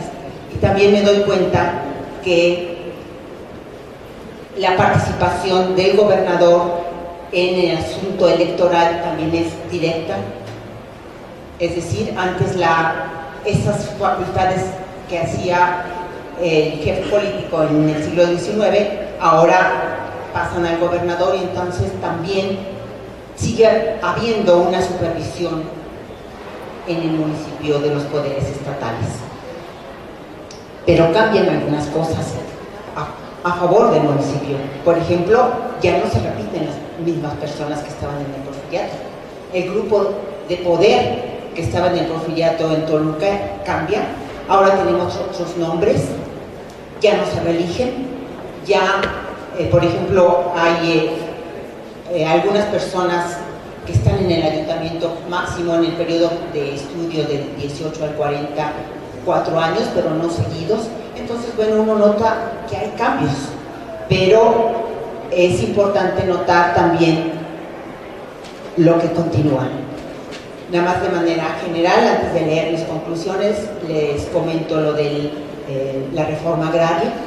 También en el siglo XIX muchos problemas a partir de la ley de desamortización se suscitan por tierras, y quienes están a cargo de resolver los problemas, pues era particularmente el jefe político con el gobernador, se ponían de acuerdo para no despertar la intranquilidad pública. Cuando yo veo la reforma agraria, pues sí me doy cuenta de que los problemas ya no están, ya no se pueden solucionar en el nivel municipal, sino que hay que acudir a la estructura agraria, que es diferente porque está revisada y está fomentada para que el poder federal sea quien decida y no tanto el municipio. Por eso en estos párrafos que nada más preciso que hubo en la época del porfiriato 25 pueblos en el municipio de Toluca. Esos 25 pueblos se convierten en ejidos, entonces su estructura territorial cambió notablemente con la práctica de la reforma agraria, y se transforma esta tenencia de esta forma de organizar la tierra, que era todavía tan importante en esta primera mitad del siglo XX, y vemos que todos los pueblos tienen que acudir a esa nueva estructura agraria y ya no al ayuntamiento, ya no a la estructura del poder del Estado de México, sino a la estructura del gobierno federal. Como ya tengo aquí mi papel, que me quedan como 2 minutos, ya nada más leo mis consideraciones finales. Después de ir comparando gobierno municipal porfiriato, gobierno municipal posrevolucionario, comento que los jefes políticos fueron parte de la fortaleza política del Estado de México durante el porfiriato, con rostro dominante, pero adaptable a los cambios del contexto social y político de los municipios. Si no, no hubiera mantenido esa paz y ese constantes alianzas que tuvo que hacer el jefe político con hacendados, con pueblos, para mantener la tranquilidad pública y lograr la administración en el porfiriato. Tuvo que acordar y negociar con los pueblos para mantener la tranquilidad pública. El gobernador, a través de los jefes políticos, controló los gobiernos locales en nombre de la eficiencia administrativa y del desarrollo de la economía.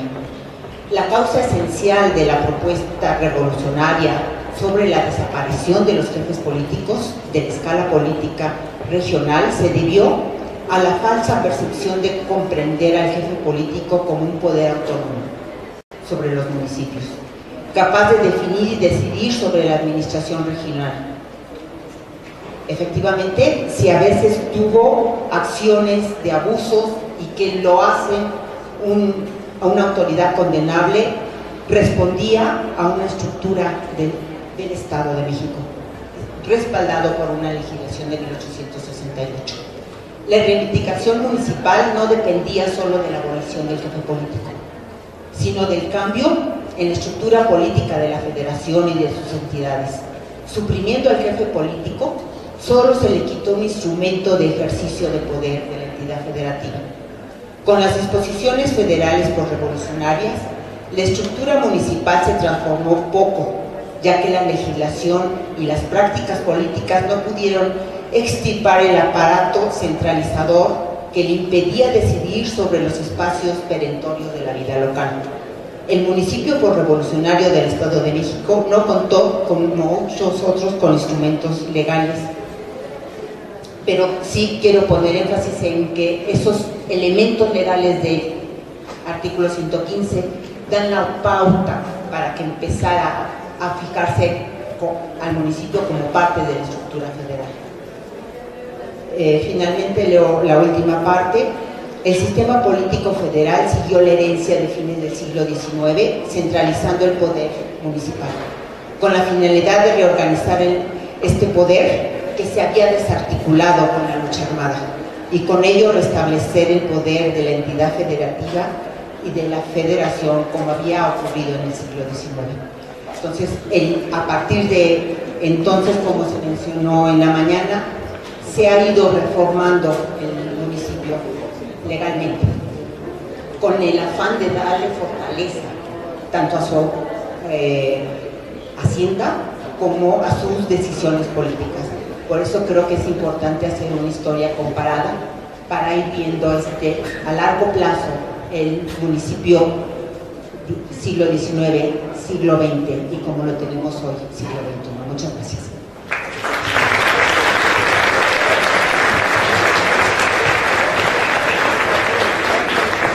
Muchas gracias a la doctora Carmen Salinas. Damos paso a algunas preguntas. Tenemos unos pocos minutos. No creo que concluyamos con todas las preguntas, pero intentaremos dar unos principios. Y la segunda, en caso de controversia entre municipios, ¿quién conocía para resolverlos?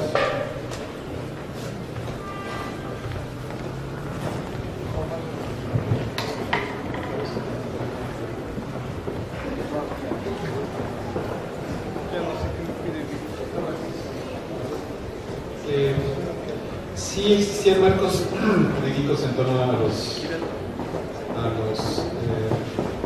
primero ayuntamientos y después municipios.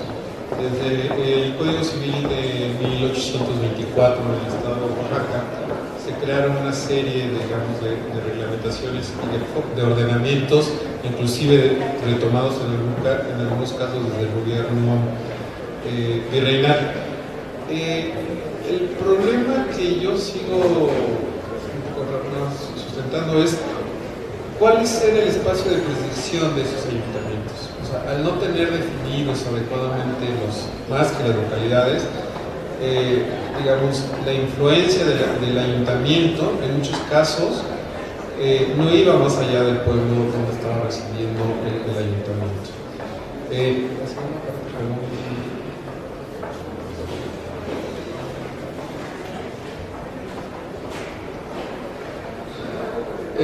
Quien dirimía era básicamente el gobierno estatal, ¿no?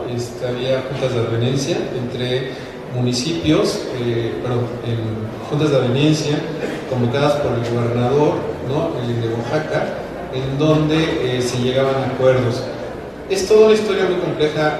La doctora Martín mencionó un poco toda la problemática agraria, una problemática agraria que sigue muy vigente y realmente las diferencias se dan por espacios por límites muy porosos no solamente entre los municipios, sino también entre los diversos pueblos.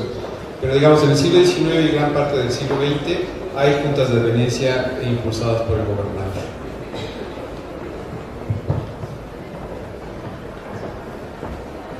Para el doctor González Galván, ¿qué posibilidades de emancipación tienen los municipios indígenas en los próximos 10 a 15 años?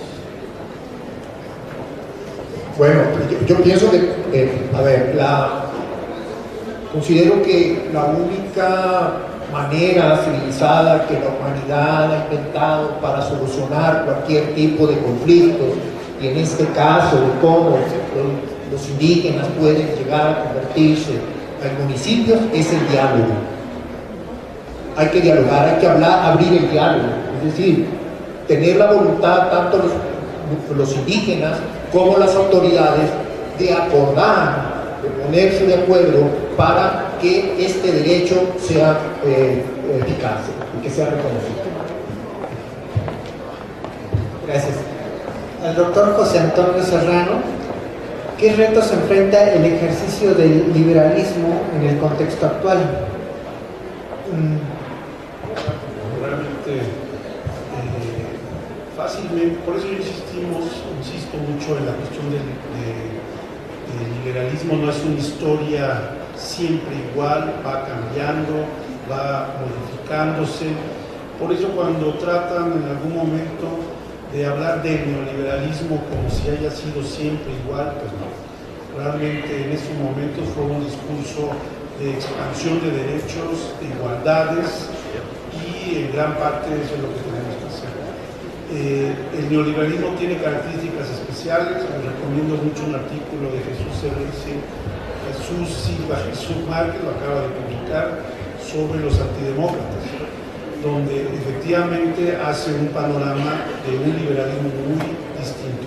Lo que sí es que este liberalismo basado en derechos iguales, elecciones, congresos, etcétera, pues es una realidad. Entonces yo creo que tenemos que tener mucho cuidado cuando utilizamos sin más el concepto del neoliberalismo, porque como se sabe, se puede echar el agua y el niño al mismo tiempo, y yo creo que no es eso. Gracias. Para la doctora Marta Martín Gabalón, ¿cómo se conformaban, en las composiciones de tierras, cómo se conformaban los territorios después de su separación de los señoríos? ¿Y qué municipio de Oaxaca aún conserva su delimitación original? Bueno, la segunda pregunta es más sencilla. Digamos que no podríamos decir a ciencia cierta si alguno considera su delimitación original, porque ¿cuál es la delimitación original realmente, ¿no? O sea, si lo tomamos desde el posclásico, desde la llegada de los españoles, pues es un asunto realmente complejo, y ahí sí diríamos que ninguno, por lo que ha explicado el doctor García Castro, ¿no? Esta asociación no territorial que, conforme pasa el tiempo, sí se va afianzando como territorial. Y con respecto a la primera pregunta, ¿la puedes repetir, por favor? Era el vínculo entre la composición, el señorío. Bueno, no siempre las composiciones se elaboran para certificar la tierra de un señorío. No sé si con esto respondo un poquito parcialmente a la pregunta. También había composiciones que elaboraban los propios caciques, pues de sus tierras patrimoniales. Entonces, sí tiene que ver fuertemente, pero es un asunto muy complejo porque en Oaxaca especialmente se solapaban distintas territorialidades, lo que hace harto compleja esta cuestión territorial. Gracias. De nuevo al doctor Antonio Escobar, ¿en dónde puedo encontrar información sobre las dotaciones o restitución de tierras en el Estado de México en particular? ¿Y cómo puedo saber a qué distrito pertenecían las haciendas antes de ser afectadas para determinar a qué municipio pertenecen actualmente?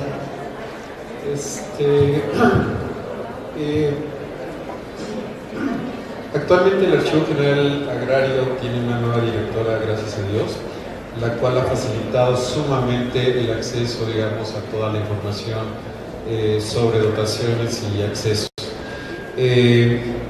Básicamente toda la información del país, en el sexenio pasado se intentó digitalizar de las oficinas del RAN, de los registros agrarios nacionales, perdón, de los registros agrarios nacionales en oficinas estatales, y se volvió a concentrar toda la documentación en el Archivo General Agrario en la Ciudad de México.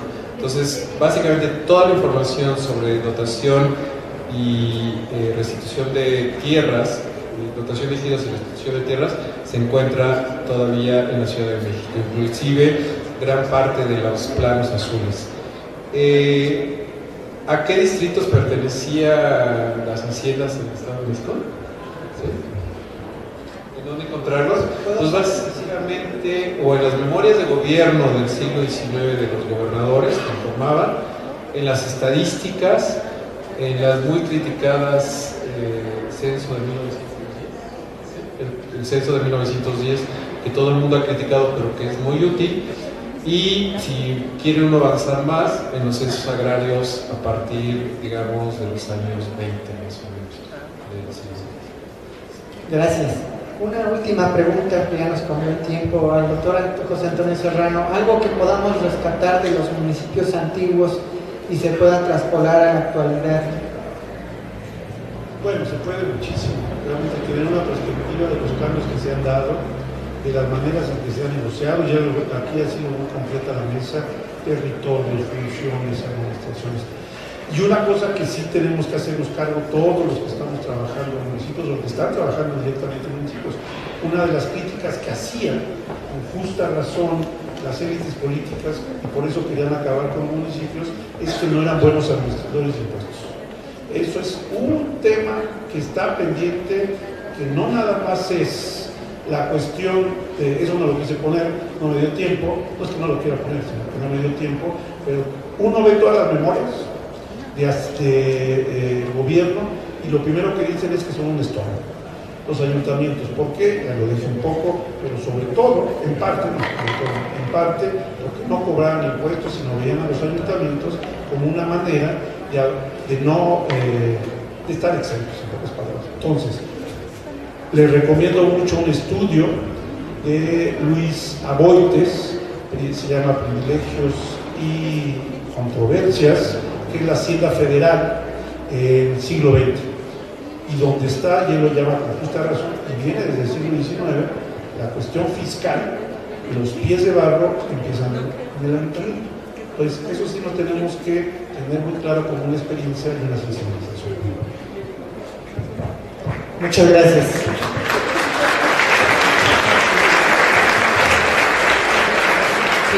Finalizamos con la entrega de las constancias académicas a nuestros ponentes.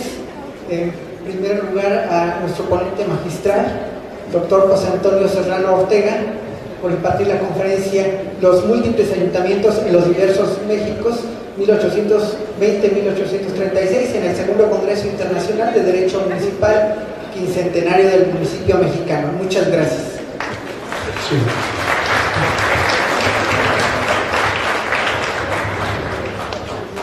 También hacemos entrega de la constancia al doctor,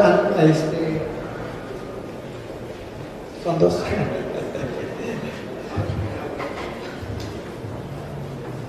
al doctor José Antonio Escobar Olmsted de CIESAS. Le agradecemos mucho.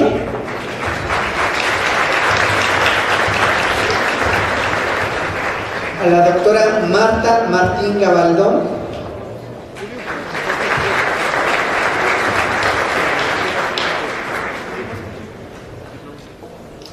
al doctor René García Castro,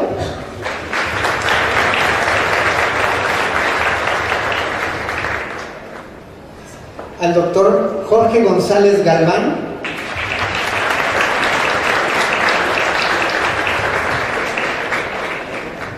y a la doctora María del Carmen Salinas Sandoval. A todos muchas gracias.